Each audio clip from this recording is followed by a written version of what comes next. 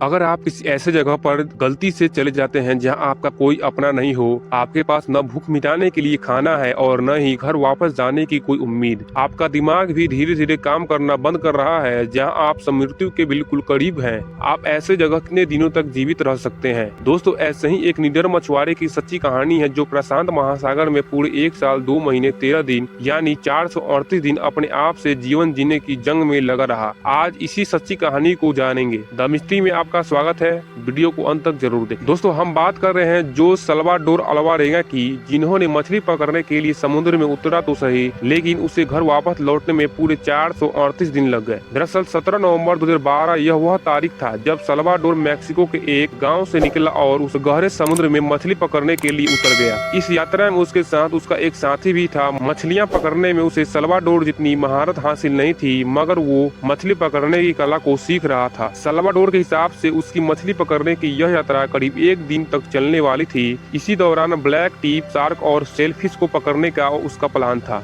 सब कुछ योजना के अनुसार ही चल रहा था, मगर तभी एक खतरनाक तूफान ने दस्तक दे दी। भारी बारिश और तेज हवाओं के कारण उसे खतरे की चेतावनी मिल चुकी थी। इसके बावजूद वो अपनी सिंगल इंजन वाली टॉपलेस बोट के सहारे समुद्र में आगे बढ़ता रहा। यह रिस्क उसे भारी पड़ गया। 5 दिन की यह तूफान उसे अपने साथ बहा ले गया। समुद्र में फंसने के बाद सल्वाडोर जिस रेडियो से मदद मांग सकता था, वो भी अब नष्ट हो चुका था। बोट का वजन कम करने के लिए सल्वाडोर ने पकड़े हुए 500 किलोग्राम वजन के बराबर की अपनी सारी मछलियां समुद्र में फेंक दी। अब उसके पास न तो खाने के लिए राशन था, न रोशनी थी और न ही समुद्री तट से संपर्क करने की कोई तरीका। खुले समुद्र में उसकी बोट बेलगाम आगे बढ़ती जा रही थी। भूख लगने पर वो अपने नंगे हाथों से मछली, कछुए और समुद्री पक्षियों को पकड़ता और उसका मांस कच्चा ही खा जाता। पीने के लिए सल्वाडोर ने बारिश के पानी का सहारा लिया। एक पल ऐसा भी आया जब उसके पास पीने के लिए पानी नहीं बचा। ऐसे में उसने कछुओं का खून और अपना मूत्र तक पिया। करीब 4 महीने के बाद सल्वाडोर के साथी ने कच्चे मांस को खाने से मना कर दिया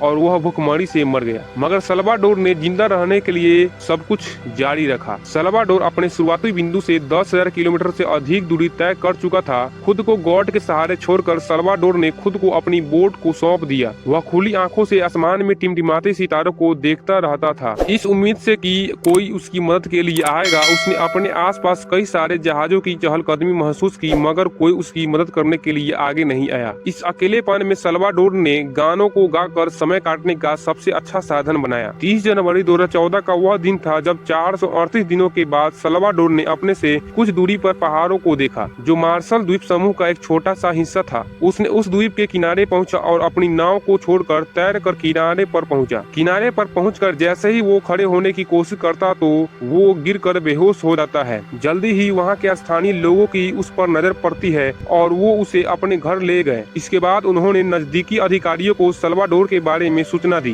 पुलिस जब मौके पर पहुंची तो उसने देखा कि सल्वाडोर के घुटने सूजे हुए थे, उसकी आंखों की रोशनी बहुत कम हो गई थी और वो मुश्किल से चल पा रहा था। उसके बाल किसी झाड़ी की तरह उलझ गए थे। अधिकारियों को लगा कि सल्वाडोर के साथ किसी ने बर्बरता की है, जबकि सच कुछ और था। आगे सल्वाडोर की कहानी की सत्यता के लिए कई तरह की जांच की गई और हर जांच इस बात की सबूत देती थी कि सल्वाडोर की कहानी एकदम सही थी। सल्वाडोर जब वापस अपने परिवार के पास लौटा तो सभी की आंखें खुली की खुली रह गई। सभी ने उसे मरा हुआ मान लिया था।